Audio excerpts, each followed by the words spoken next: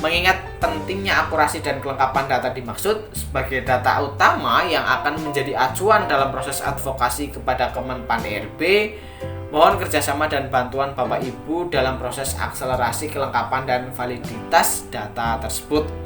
Demikian disampaikan atas perhatian Bapak Ibu dan kerjasama yang baik diucapkan terima kasih. Direktur Jenderal Tenaga Kesehatan Dr. Gigi Ariyanti Anaya MKM. Jadi itulah isi surat edaran yang dibuat oleh Kementerian Kesehatan guna pemutakhiran data tenaga kesehatan non-ASN yang bekerja di fasilitas pelayanan kesehatan milik pemerintah tentunya. Dan semoga updating atau pemutakhiran data ini berjalan dengan baik. Seluruh kepala daerah dari mulai gubernur, bupati, dan wali kota seluruh Indonesia melaksanakan kewajiban ini atau tugas yang diberikan oleh Kementerian Kesehatan ini dengan baik, dan data yang diberikan atau data yang diupdate benar-benar akurat dan seluruh tenaga kesehatan yang bekerja di instansi pemerintah non-ASN bisa didata keseluruhan dan advokasi kepada Kementerian Pan RB disetujui, dan nantinya rekrutmen P3K pada tahun 2022 bisa dilakukan dengan kebijakan afirmatif dan seluruh tenaga kesehatan non-ASN bisa diangkat menjadi ASN semuanya tanpa terkecuali.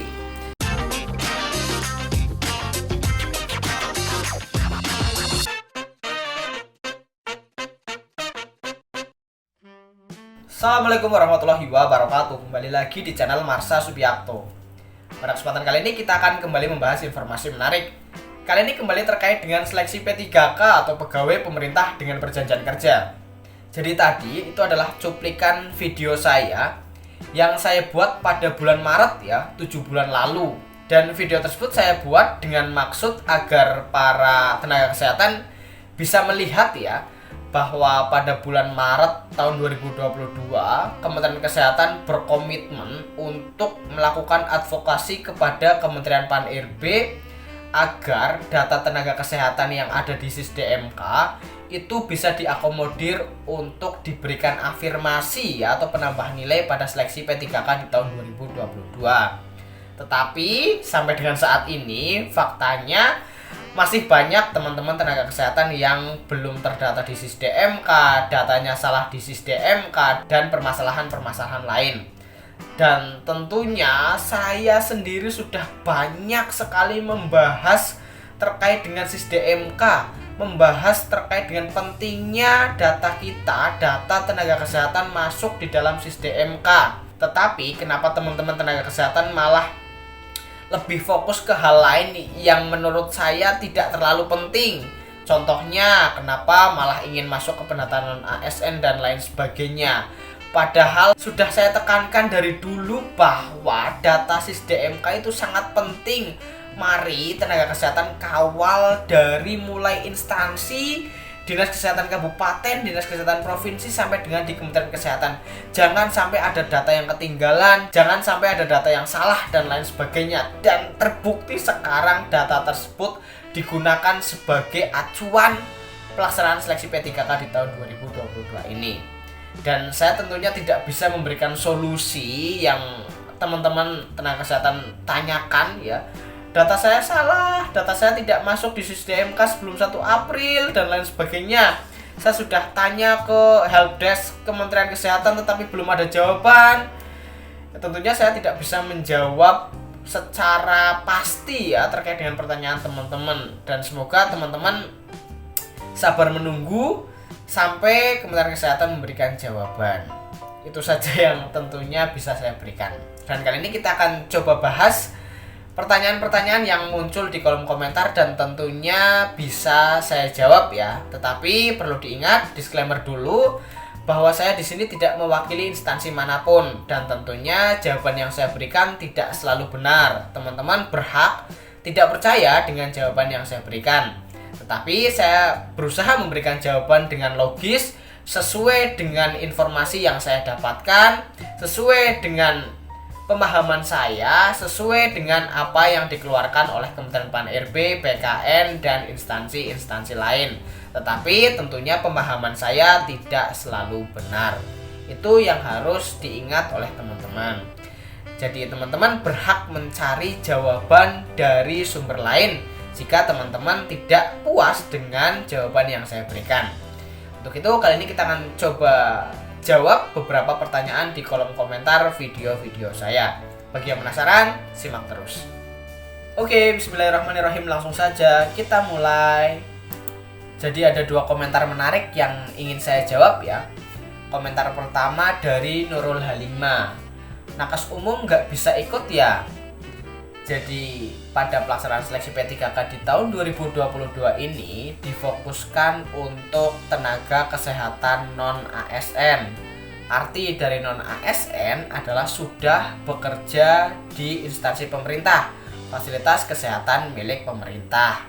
Tentunya jika maksud nakes umum di sini mungkin tenaga kesehatan yang bekerja di rumah sakit swasta, atau tenaga kesehatan yang baru lulus belum memiliki pengalaman kerja, atau tenaga kesehatan yang sudah lulus lama tetapi belum bekerja, tentunya tidak bisa mengikuti seleksi P3K di tahun 2022 ini. Jadi ada beberapa hal yang harus diingat ya oleh teman-teman ya. Jadi mungkin ini juga bisa menjawab atau memberikan pemahaman kepada teman-teman yang memiliki masalah ya. Jadi mungkin masalah tidak terdaftar sebagai calon pelamar P3K ataupun masalah lain. Jadi yang perlu diingat, yang bisa mendaftar pada pelaksanaan seleksi P3K di tahun 2022 ini adalah nakes non-ASN. Maksudnya tadi ya sudah saya jelaskan, bekerja di fasilitas kesehatan milik pemerintah. Itu dulu dilihat apakah teman-teman bekerja sebagai nakes non-ASN. Kalau iya, bisa lanjut lagi. Yang kedua, yaitu terdaftar di SISDMK atau Sistem Informasi Sumber Daya Manusia Kesehatan yang di cut off per 1 April 2022.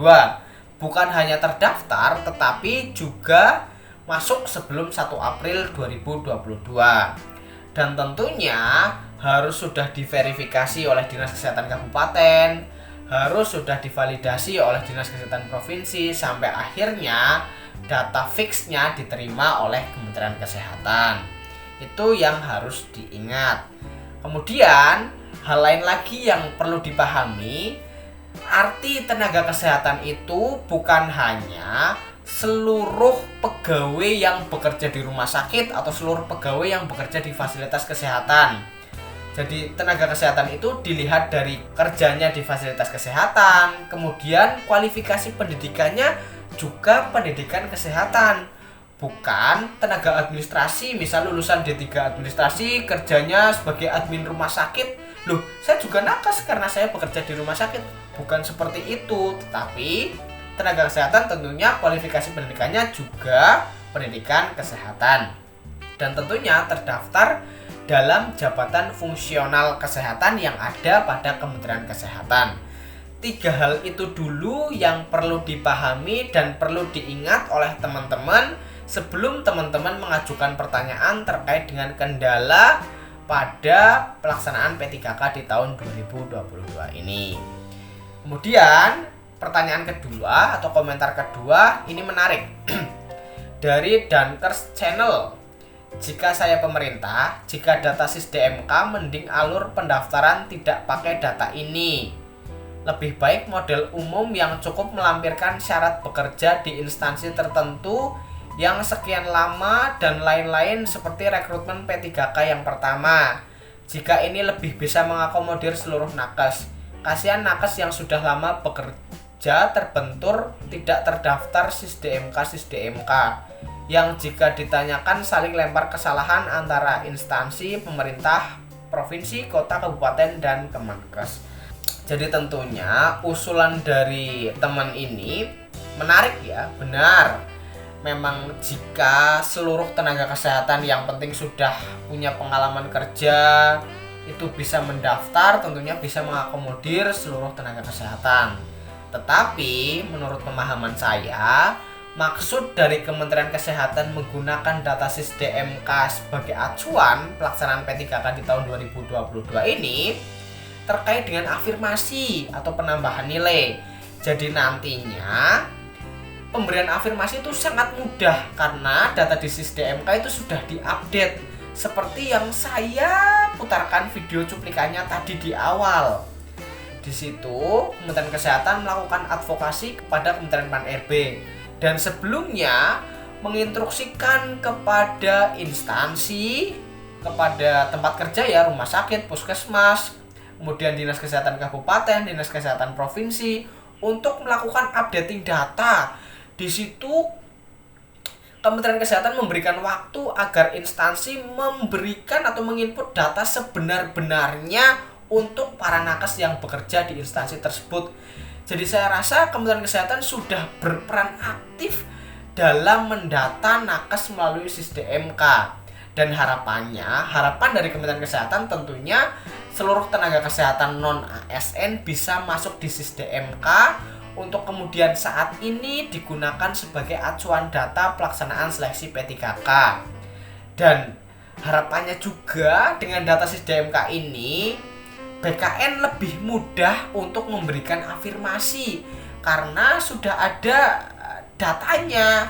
Nakes A bekerja di mana, sudah bekerja berapa lama, STR-nya aktif atau enggak, dan lain sebagainya gitu.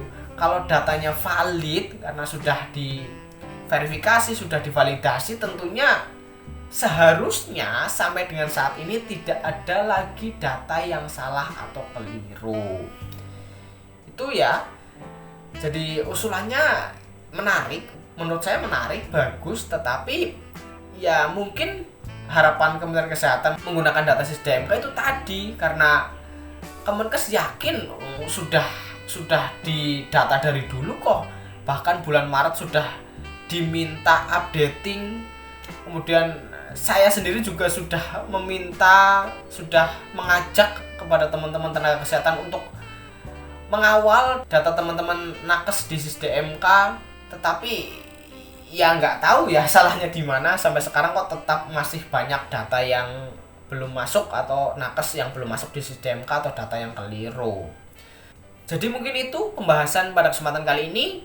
Jika ada tanggapan atau pertanyaan silahkan tinggalkan di kolom komentar. Terima kasih, mohon maaf bila ada kesalahan. Wassalamualaikum warahmatullahi wabarakatuh.